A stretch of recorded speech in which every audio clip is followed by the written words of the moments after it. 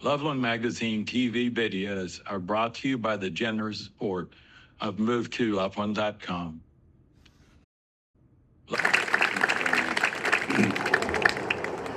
Well, thank you very much, John. Whoa.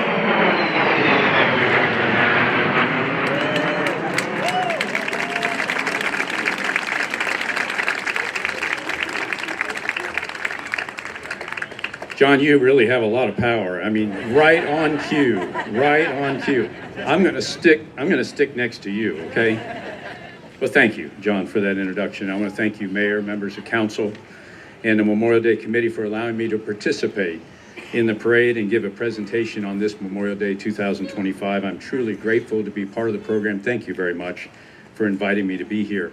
And I'm honored to represent all veterans in our community during this year's Memorial Day commemoration. As we all know, our system of government provides for a strong national defense, including the air, land, and sea services maintained by the federal government and each of the militias located in the 50 states and the U.S. territories. Training, equipping, and sustaining these military forces are necessary to deter aggression and defend our country's long-term national interests. Military doctrine teaches the reason for studying armed conflict is not to learn how to wage war, but how to preserve peace. From time to time, however, the only way to preserve peace is to set our military forces into action. Military action is necessary to preserve, protect, and defend our system of government and our American way of life. Throughout our history, the United States has been engaged in numerous wars and conflicts, both at home and abroad. Regardless of the mission, our soldiers, sailors, airmen, Marines, and Coast Guardsmen were ready and answered the call to duty. They assumed the risks associated with armed conflict, and many did not return home safely from the battlefield. Memorial Day is the time set aside by our country to pause, reflect, and pay our respect to all military members who have died while serving in the armed forces of the United States. Approximately 1.3 million service members have been killed in action during this country's wars and military conflicts. They came from all walks of life, from rural and urban areas, from farms and cities, and from fields and factories. Their names may be known to us, or their names may be unknown to us, but none is forgotten, and each is a hero. And today we salute these brave men and women, remember their service, and honor their sacrifice.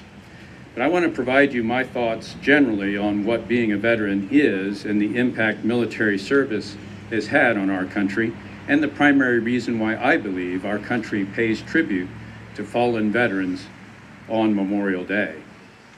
Service as a veteran means so much more than stories and anecdotes and the personal reflections of service. Many of you in this audience are veterans, and you undoubtedly have your own experiences or events that you'll never forget. Some of those are pleasant, some are not so pleasant, some are humorous, some are harrowing, and some are somber. Veterans have learned through their service the attributes of courage, pride, determination, selflessness, dedication to duty, humbleness, and integrity. All of these characteristics are present and must be present to serve a cause larger than oneself. Veterans are not concerned with what's in it for them or what their rights and privileges might be as individuals. Veterans perform their jobs not for the accolades, not for the recognition, and not for the certificates, the ribbons, or the awards, but rather veterans know what was and is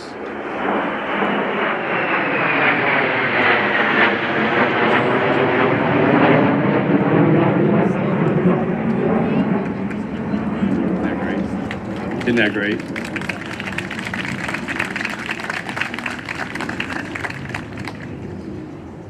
But rather, veterans know what was and is the most important and paramount, and that is their concern for their fellow soldiers, sailors, airmen, and Marines, the safety of their family and of their fellow citizens, and the well-being of their country.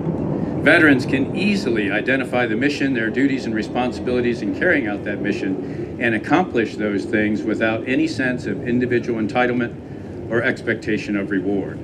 Veterans know what it means to work together as a team to accomplish a common goal. They've worked with individuals from all walks of life, from all parts of the world, and from different socioeconomic backgrounds. They've cast aside whatever their biases and prejudices might have been and have truly understood the value and importance each individual service member is to the entire group.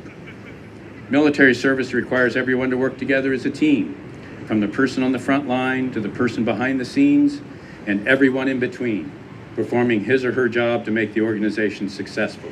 This interdependency upon each other, upon each unit, and upon each branch of service creates and perpetuates the inherent comradeship and esprit de corps found among all veterans.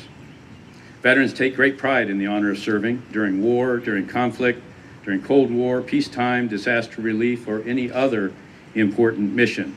They have contributed in their own small ways toward protecting, preserving, and defending this country's freedom and democratic way of life. This profound impact of the sacrifices of veterans is felt when we as citizens, just like you're doing here today, veterans of this country realize they've been a part of the greatest military power in the history of the world. And since the United States is the leader of the free world, veterans take great pride in the fact that their service has had and will continue to have a positive influence on mankind for generations to come. So when you explore the purpose of honoring fallen veterans on Memorial Day, I think you can clearly see why our country has made Memorial Day a federal holiday of recognition and remembrance. It is necessary and appropriate to do so. The freedoms we enjoy would not be possible without the price paid by those veterans who've sacrificed their lives for the benefit of their country and of their fellow citizens. Although Memorial Day is a special day devoted to the memory of the fallen, I would suggest that all of us honor the sacrifice of veterans throughout the year. As we go about our daily business, we pass by the memorial halls, the statues, the monuments, the plaques, and other similar structures erected by a grateful nation and a grateful community. These are tangible reminders of the valor, honor, and ultimate sacrifice made by this country's military members. When you see these symbols of courage and bravery, I invite you to take a moment to stop and think about the purpose behind these structures and the preservation of liberty, freedom, and opportunity that they represent.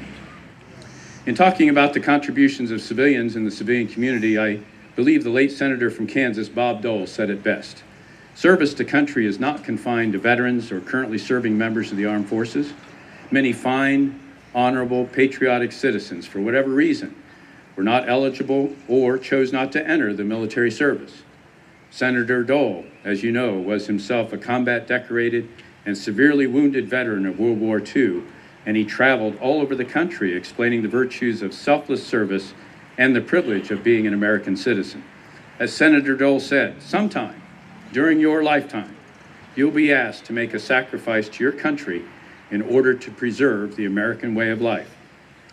If you're serving in uniform, you may be called upon for that reason. But if you're not, or have never served in uniform, there are other ways to serve.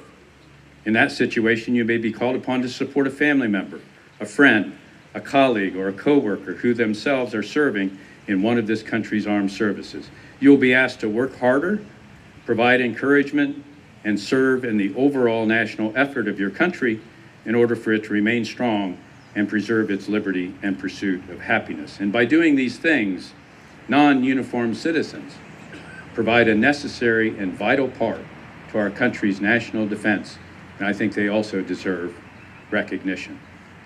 We also salute and honor the sacrifices made by our veterans and currently serving members of the military. Our uniformed service members have responded whenever and wherever they're needed, and they continue the tradition of selfless service for the benefit of us all. So finally, please join me in saluting and honoring the families and close friends of those who have served and sacrificed. These individuals and groups, especially the Gold Star families, have sacrificed in their own way in support of their fallen relative, loved one, friend, or colleague. The importance of their support and the depths of their understanding cannot be adequately explained, but are necessary for the success of our national defense. And so, Ladies and gentlemen, for all these reasons, we honor our fallen veterans today. We recognize those who have served and continue to serve in uniform, and we salute all of those who support them. Thank you very much. Loveland Magazine TV videos are brought to you by the generous support of MoveToLoveland.com.